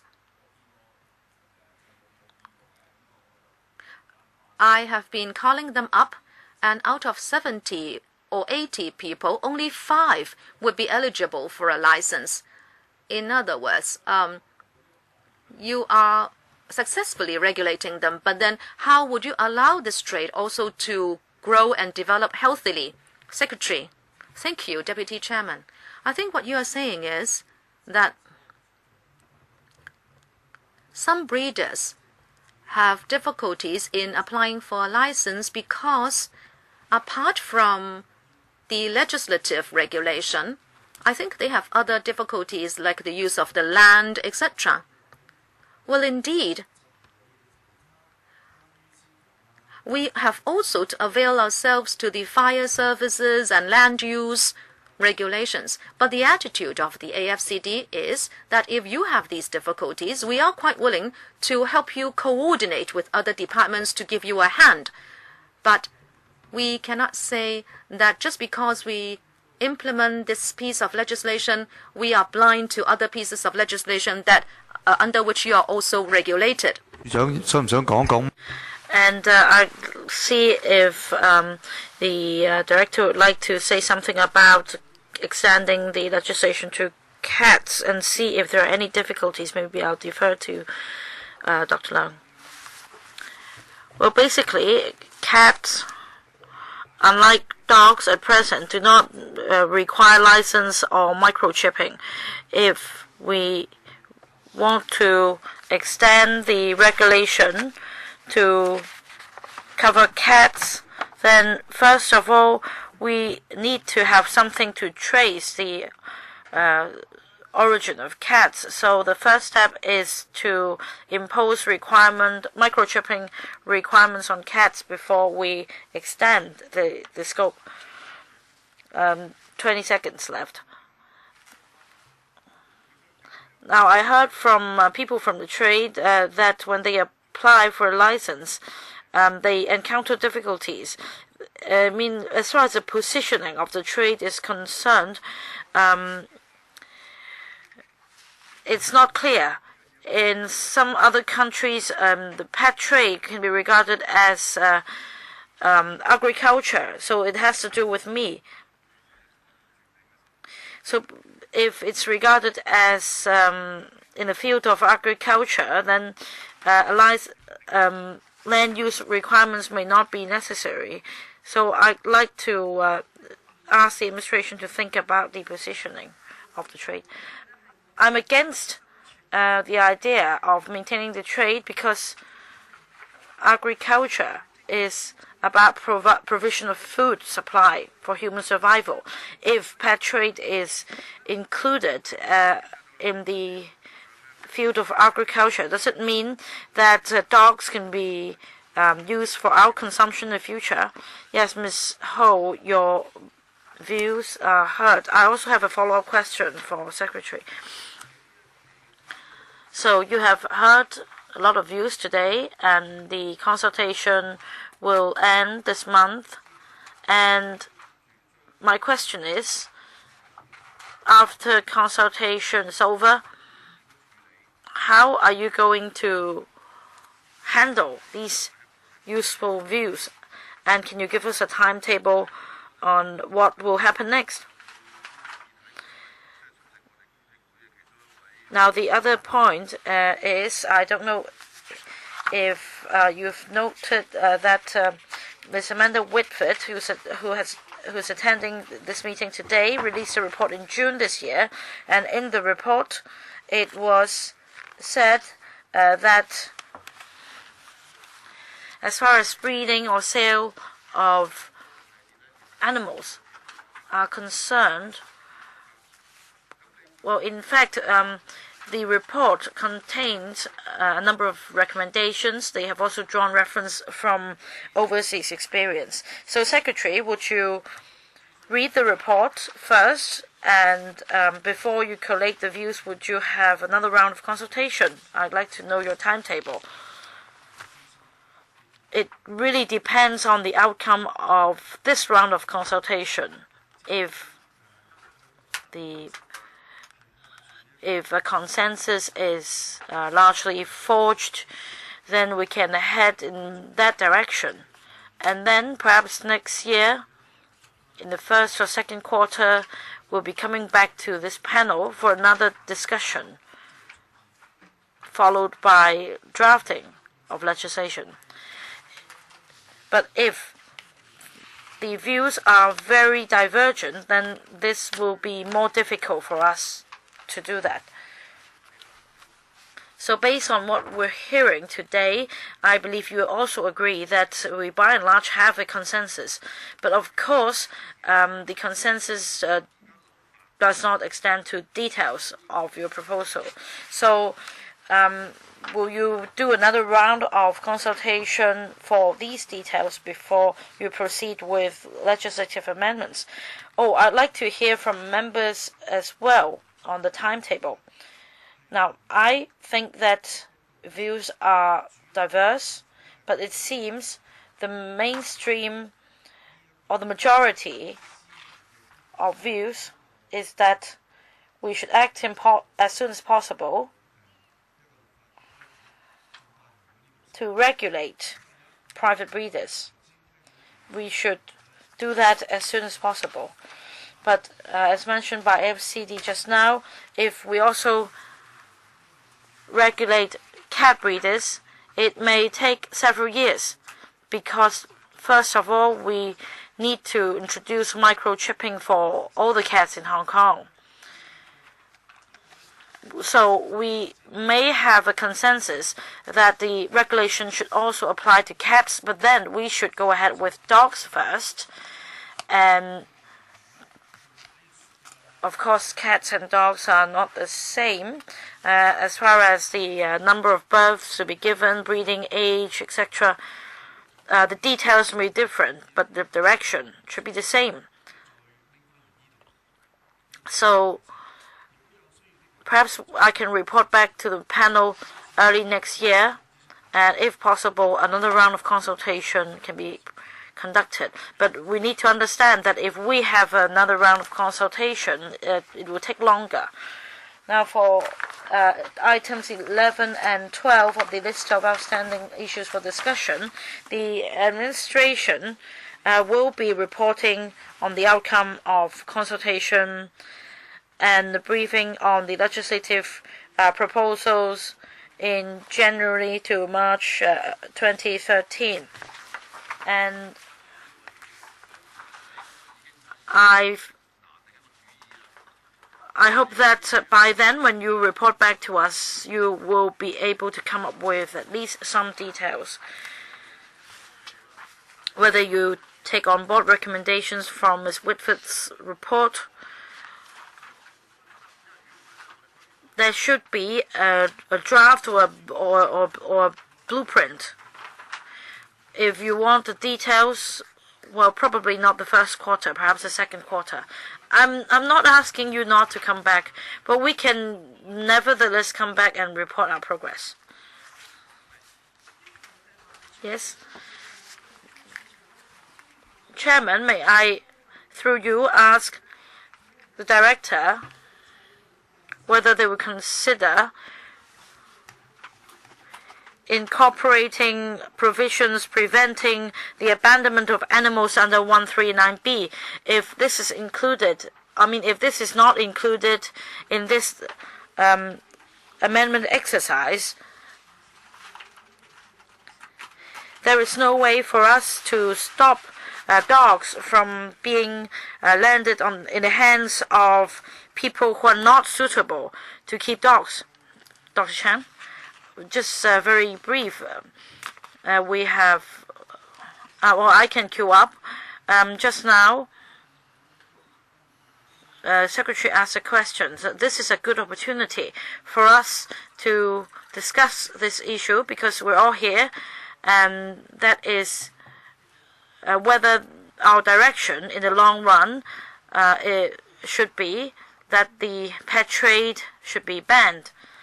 The sale of animal and breeding of animal should be banned. So, Dr. Chan, what's your suggestion? Are you asking them to raise their hands?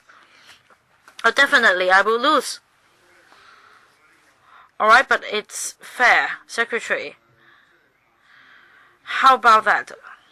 When you report back to us next time, please give us some analysis and data. Well, we don't need to have a show of hands. The deputations have already offered their views. All right, I just want to say that next time when we come back, I can report to members the consensus from what I hear today and our recommendations for the way forward. All right, thank you. I'm sorry, we are running out of time. Can I ask the administration whether there is any vision in the long run? Do you think that Hong Kong should be a city where people or human beings and animals can live in harmony without any trading involved? Now, like I said, we have two approaches for a total ban. One is that selling of pets will be banned in the future. The other type of ban is that for domestic breeders, they'll be banned, but for those other than domestic breeders, they would be subject to licensing and regulation. Well, I did not say whether it is feasible or not. Well, there are pros and cons, as suggested by some deputations. If all domestically bred animals are forbidden from sale, then in the short run, it may help improve animal welfare. But 8 or 10 years down the road, if we're really going to introduce a total ban, there may be difficulties. For example, the government will have to buy back the licenses from these people, and there are implications. Now, we're still 17 days away from the end of the consultation period, so you're welcome to make further submissions. Secretary, next time when you come back, all right? Yes, I'm clear. Thank you for attending this meeting. Item 2 on the agenda, that is public consultation on proposals to amend the Veterinary Surgeons Registration Ordinance.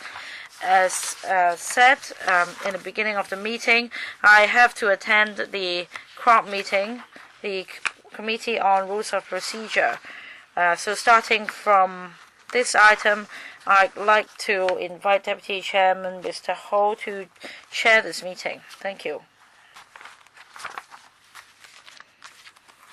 隨你，你睇咩方便？我哋坐近啲，秘書長。係啦。好，唔該晒你。好 ，OK。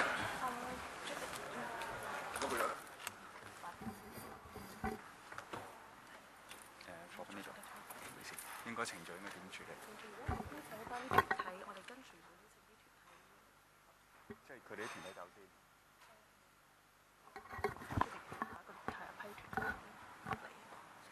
而家有請我哋嘅團體離開。 Deputations will be invited to leave our room, and we will invite the next group of deputations. Thank you. This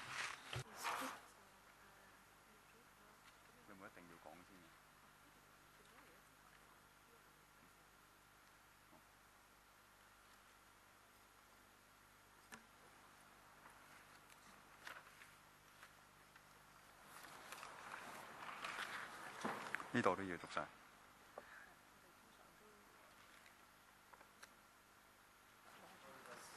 有幾多個團體啊？我哋，又係你。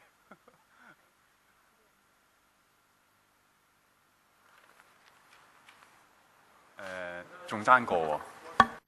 One more。係啦，咁我哋可以做呢度開始。好，非常之歡迎我哋今日參。I'd like to welcome deputations who are attending this meeting. We have 5 deputations. So first of all, I'd like to remind everyone that the channel for floor is 0 and 1 for Cantonese and 2 for English. Use earpiece and microphones. Channel 0 for floor, channel 1 for Cantonese, channel 2 for English. 各個團體嘅代。 Now, all the oral submissions and written submissions from deputations and individuals are not protected by the Electoral Powers and Privileges Ordinance. That when addressing the panel, they will not be covered by the protection and immunity provided under the Legislative Council Power and Privileges Ordinance. Thank you. 首先呢。 So, first of all, I'd like to inform deputations that you have 3 minutes. So, first of all, Society for the Prevention of Cruelty to Animals. Cruelty to Animals, Hong Kong. Dr. Jane Gray. Gray. Sorry, you were Gray. No problem, Gray. Dr. Jane.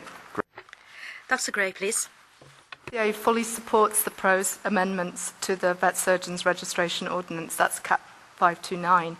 In the past 10 years, it's seen a dramatic increase in the number of veterinary clinics and veterinary surgeons in Hong Kong. This, coupled with high expectations from the pet-owning public, has produced an increased workload for the Vet Surgeons Board, in particular in the area of complaint handling. The current structure of the board and the Preliminary Investigation Committee is insufficient to deal with this high demand. Waiting times for complaints to be resolved can be anything from 1 to 4 years. This is not a good situation for either the veterinary surgeon or the complainant. It places a great deal of stress on the veterinary surgeon concerned and leads to dissatisfaction of the public. Increasing the number of members on the board and the number of PICs is a very positive step forward in improving the situation for both veterinary surgeons and pet owners. Further refinements to the proposed amendments have been mentioned in our submission.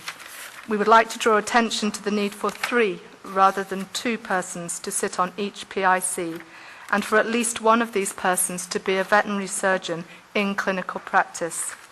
This would give greater depth and enable a decision to be reached based on a majority vote rather than a consensus of opinion. As the Veterinary Surgeons Board has matured, it is now appropriate to consider selection of the chairperson by direct election from the board, which would improve transparency.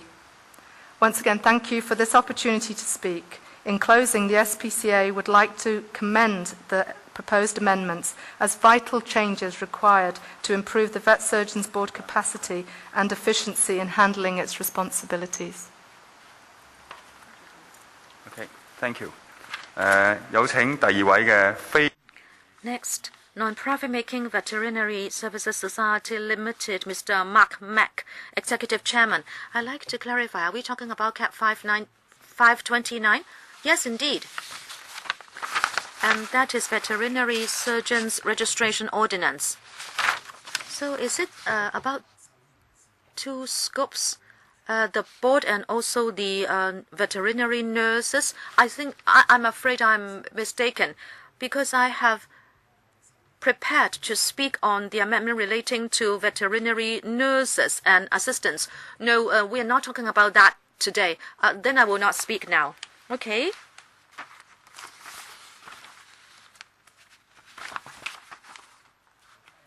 The third deputation, Dr. Tom Mangan from the Hong Kong Veterinary Association.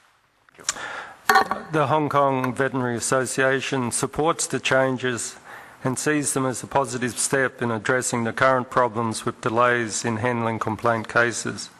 The current situation is unfair to all parties involved.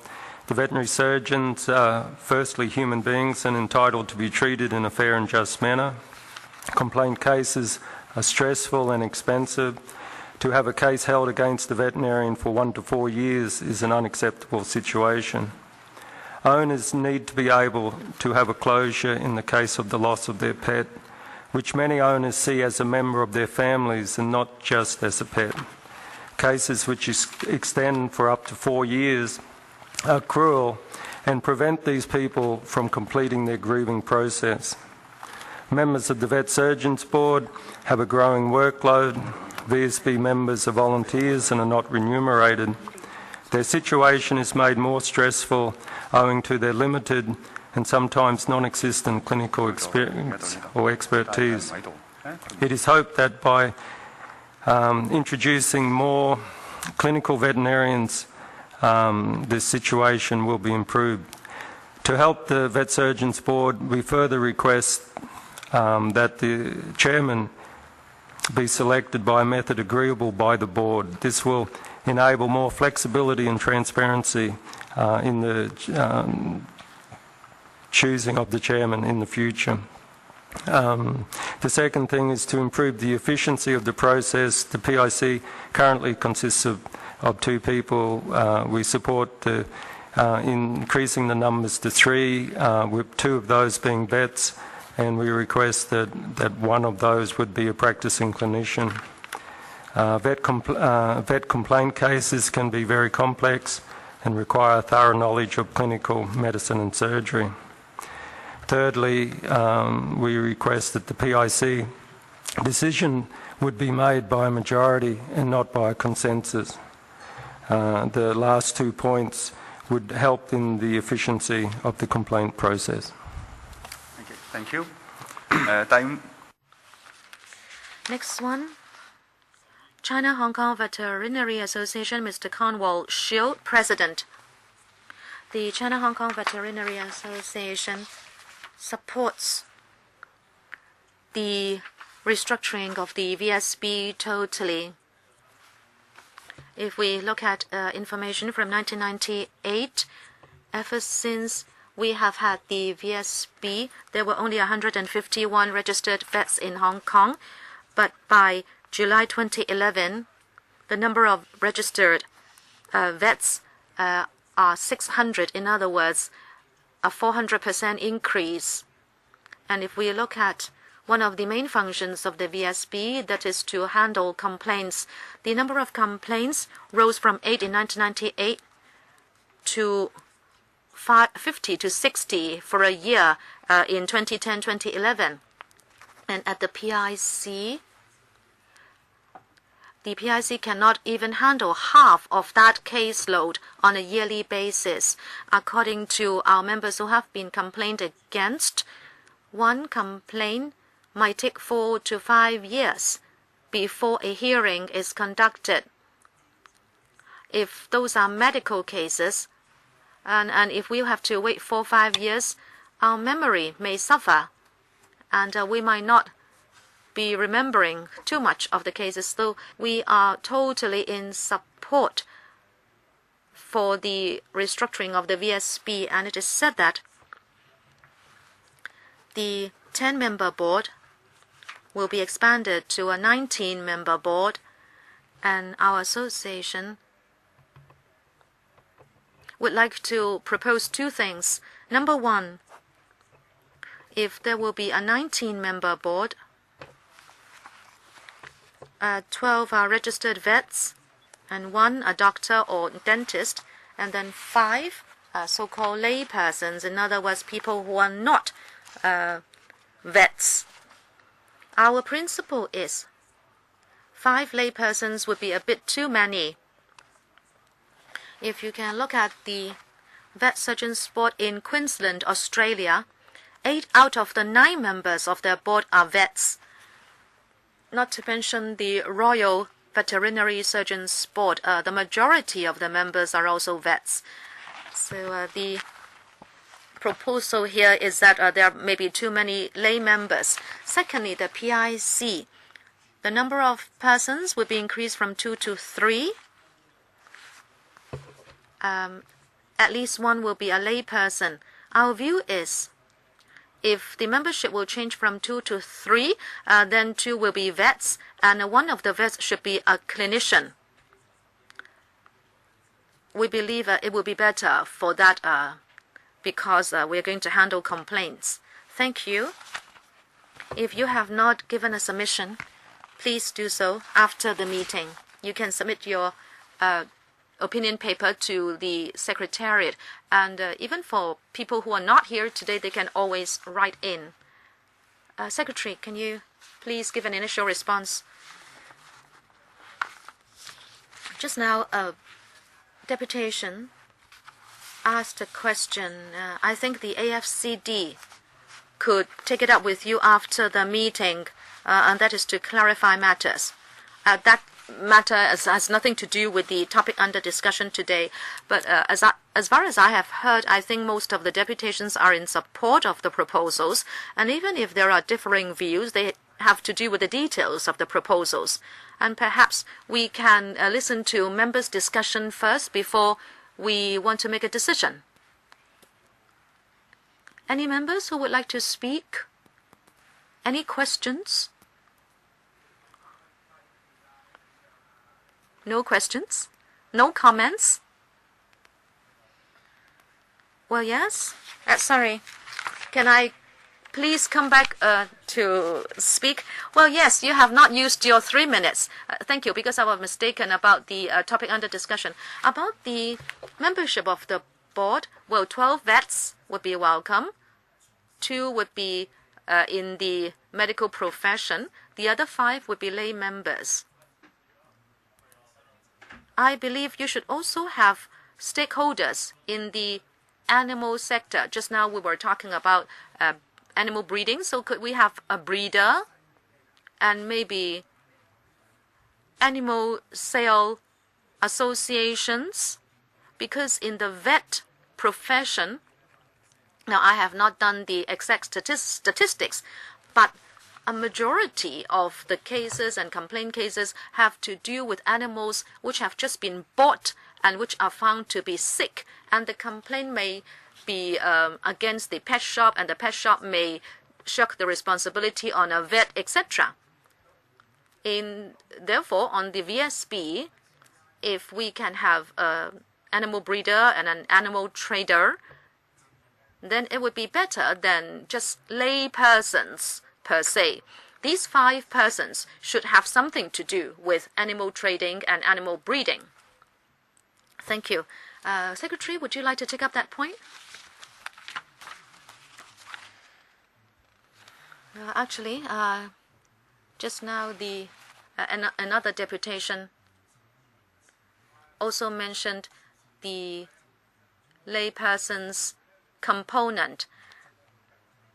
Let me say why we want to add 5 laypersons. By laypersons, we mean average member of the public. Maybe you have a different view. In every country, in every professional regulatory board, the proportion of laypersons may be different. But in Hong Kong, very often vets serve the average member of the public who keep pets, and these pet owners are consumers.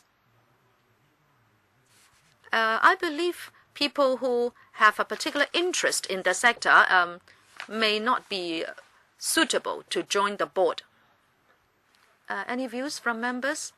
A small point. Mr. Raymond Chan, you are expanding the structure of the VSB. We support it. But with regard to the panel of assessors, I have some views. Right now, all the assessors are non-VSB members, and all are nominated by the SFH and appointed by the VSB. But then there will be 6 new vets to be put on the panel, and they would be elected by the profession. Then why is it that they should still be nominated by the SFH? Well, this is just an arrangement to assist the VSB in its work. The consideration here is totally different from that for the VSB, because the VSB has to do with policies and also professional development. But the panel of assessors are just people who are helping the VSB. That is why we have a totally different consideration. Any other questions or comments, members? If not, last question. Please be brief. To follow up on what Mr. Cole said, I don't exactly understand him. You said that stakeholders in the pet trade may have a conflict of interest. I would beg to differ, because the complaints are usually against the vets. And if you say people in the animal trade may have a conflict of interest, then why do you have 12 vets on the board? Very often, people would say that since the entire board is made up of vets, then of course the vets would not be penalized. Now, of course, this is a misunderstanding, and that is not happening in reality. My question is, if you say there is a conflict of interest to have people in the trade on the board, then why is it that by having 12 vets on the board there is no conflict of interest? Well, that's a very valid question. We have always had this debate throughout the whole world with regard to professional regulation. In some countries, the entire regulatory board is made up of people in the same profession, and other countries may only go for a 50% ratio. In the end, it's about striking a balance. At the beginning, we were talking about regulating a certain profession, and we would like to have professional autonomy, because it is only the professionals in that profession who would be able to know what are the standards that a competent practitioner should expect of his peers, just like lawyers. Actually, under the common law, we go for peer judgment. However, under the jurisdiction of different places, as society opens up more, they would like to add lay members on such professional regulatory boards instead of just having professionals from that profession, so that there will be an input from the public in the regulation of professions. This is to strike a balance. Ms. Helena Wong. 我想問下局長，喺你文件第18頁嗰度咧，你話喺諮詢期內咧係會舉行3場諮詢會，搜集意見，又寄出咗700幾封信。我想問下呢3場諮詢會係咪已經完全完成？同埋喺你收翻嚟嘅諮詢會同埋意見書裏邊，你哋大概有冇見到係有一啲好唔贊成你呢一個文件嘅意見出現呢？同埋點解？即係有冇嚇？主席，多謝黃議員。呢一個比較詳細嘅嗰個工作嘅具體嘅進展咧，可唔可以請阿楊利秀醫幫我哋講一講？唔該。好，楊利秀醫。係，多謝主席。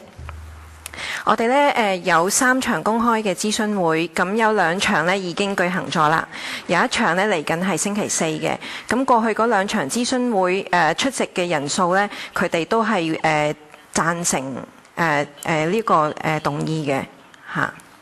多謝主席。黃議員有冇跟進？即係全部冇異議係嘛？有冇一啲 reservation？有其他啲意見可能係同今次個改例冇關係嘅，但我哋都係即係循住我哋希望去改進我哋個獸醫個管制去做一啲改進嘅工作。多謝。或者我都可以補充下，因為其實就算喺今日嘅 deputation， 大家都可以睇到咧，其實呢件事上面，因為其實佢係主要嘅目的咧，今次嘅修例咧係改善獸醫嗰個管理委員會個運作嘅。咁所以咧，我相信係可能係即係喺現場同埋喺外邊啲諮詢咧，其實我諗主流意見咧都係支持。當然會有啲喺具體嘅細節上邊嘅比例啊、人數啊嗰啲咧，我肯定都會有唔同嘅意見咧，正如今日都有。黃議員冇跟進，仲有少少時間。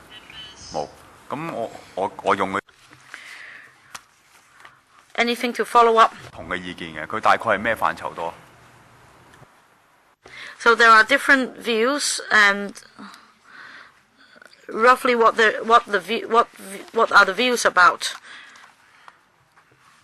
Well, basically, they share the same views with the SPCA and the association. For example, one of the vets sitting on PIC should be a practicing clinician.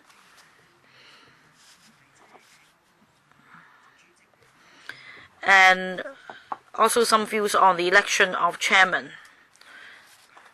Any other questions from members? If not, then first of all, thank you, deputations, for attending this meeting. Now, thank you. 我哋好啦，我哋 Item 6, any other business?